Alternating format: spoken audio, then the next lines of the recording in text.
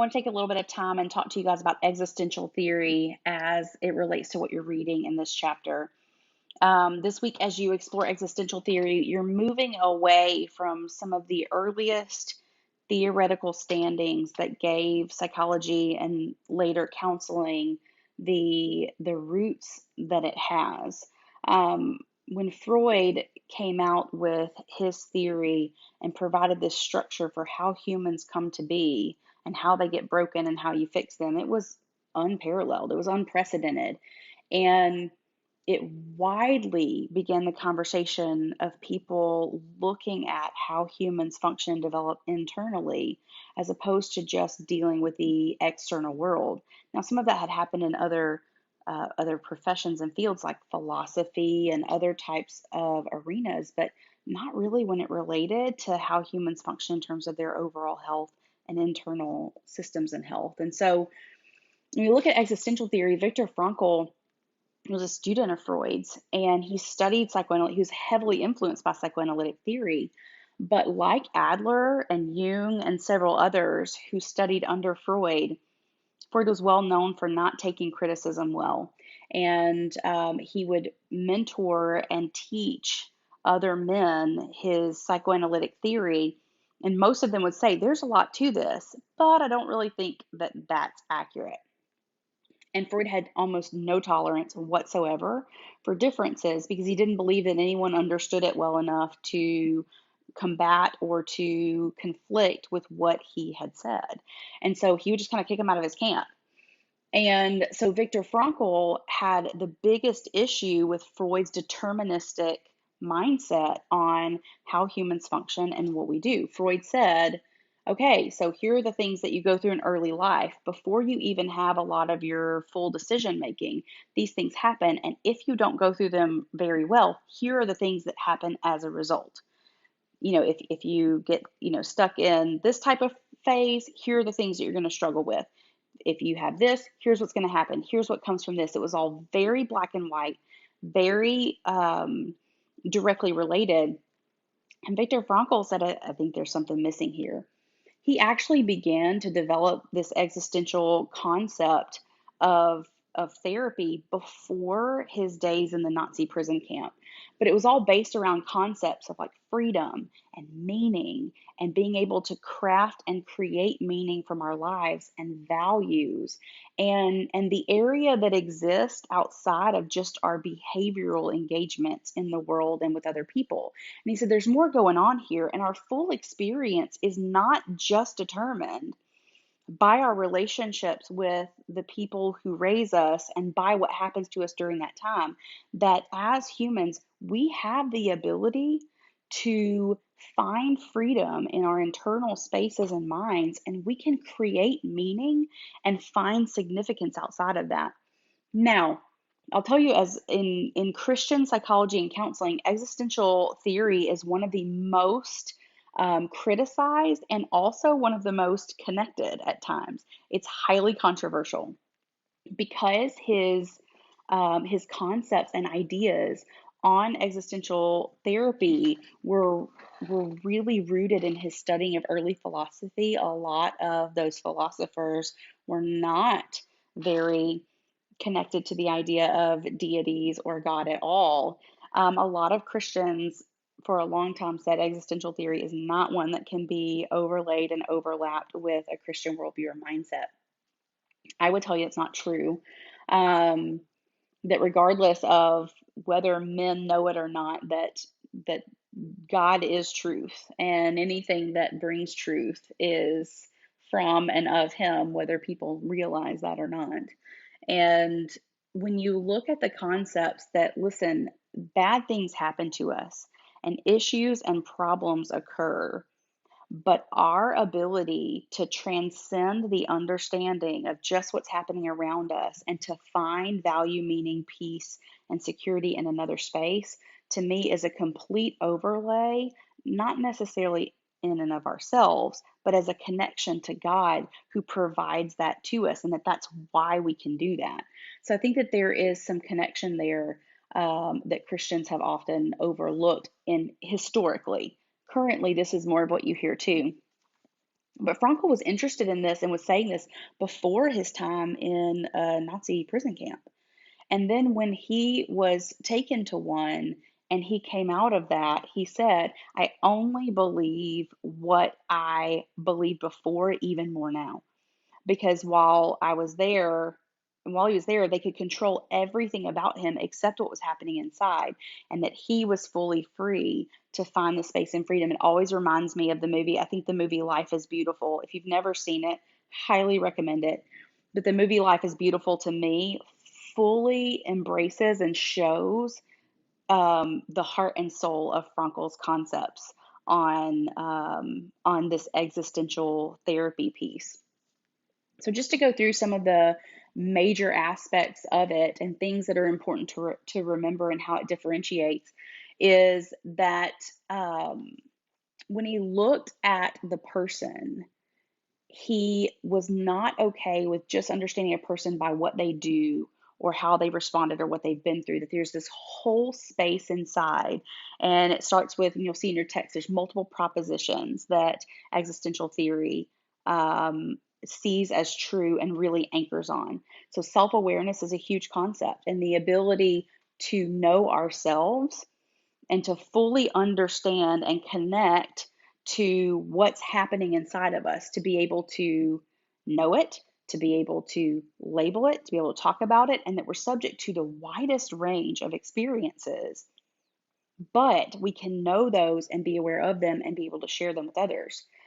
You'll see this in recent literature too. Dan Siegel, who is number one in terms of neuroscience and how we understand what's going on in the brain, talks about how for people to be really effective as humans, they need three things: insight, the ability to know yourself and know what's going on and label it; empathy, the ability to connect with something else. When someone pulls something out of themselves and shows it to you, can you connect with that? Not can you feel it, not can you sympathize with it, but can you connect to it in a real and authentic way? And then the third is integration.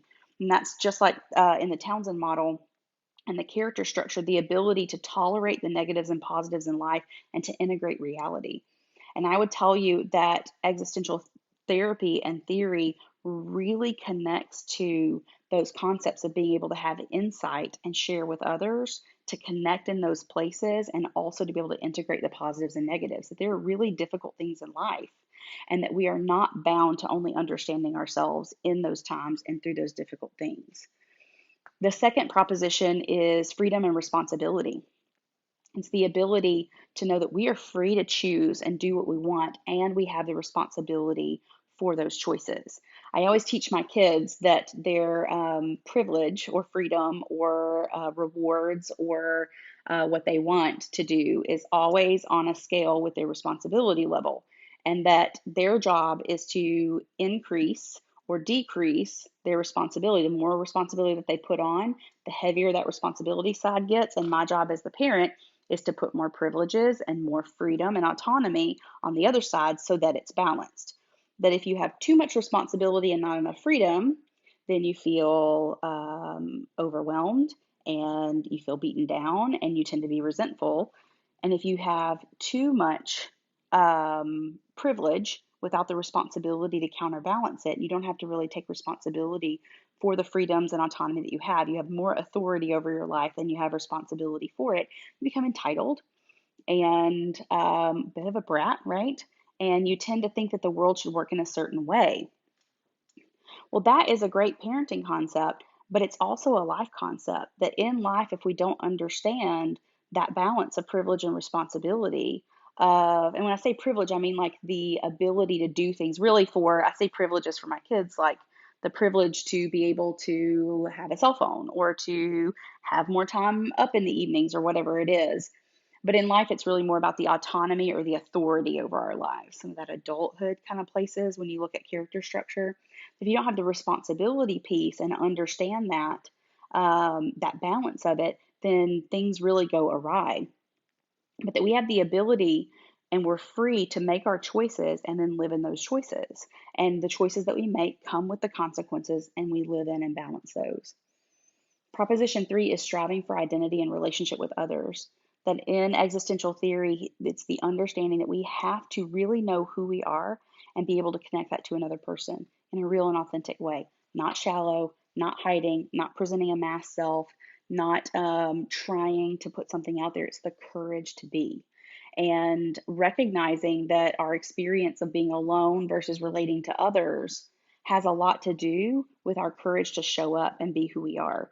You read Brene Brown's work, you read work like Strong and Weak by Andy Crouch and things like that, and you understand and you see in real life this, how do I show up and be vulnerable and be open and realize that that's not just weakness, that coexists with strength in a way to balance out life. Um, Proposition number 4, I'm going through my little list here, is the search for meaning in it. That it's we all have to have a connection to and understand meaning in our lives. What does our life mean? What do we bring to the table? What are we here for? And that doesn't have to be something specific.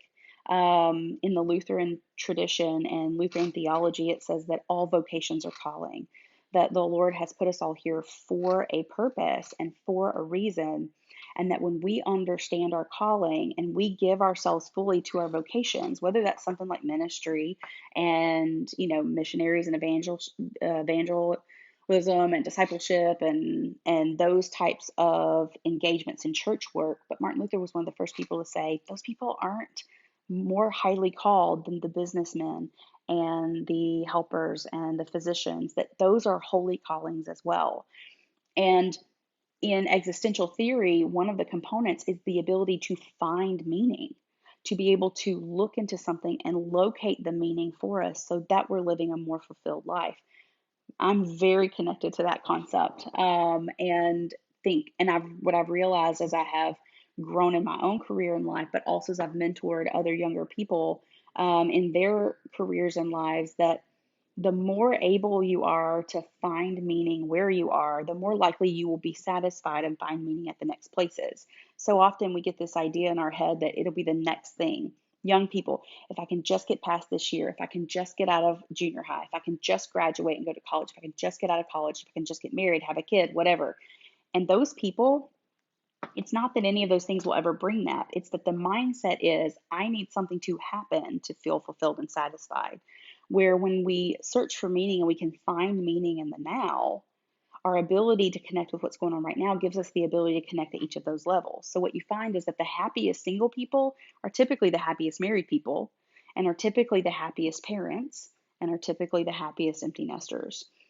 And so you find those themes that happen throughout because it's connected to a different area and not just what's happening around us. It's not just related to our circumstances. Um, Propositions 5 and 6 deal with the commonality of anxiety, that there's normal anxiety and neurotic anxiety, and that there's an awareness of death and non-being, that life is temporary and short, and that we're not always going to be here. And that finiteness is a very important part of this, that we have this space and what do we do with it? And being able to still find meaning and connection, even with those heavy portions of what life is. And when you look at Townsend's model and you look at integration, that's really at the heart and soul of it.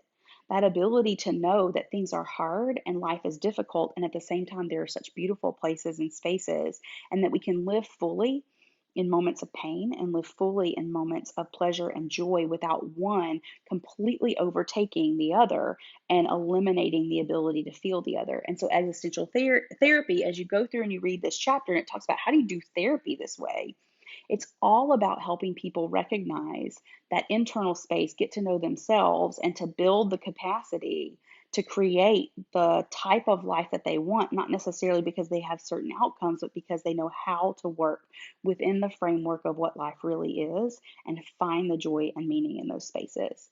I hope this has been helpful to prep you for existential theory, and I look forward to continue to work through these other theories with you and help give you some guidance and understanding in those as well.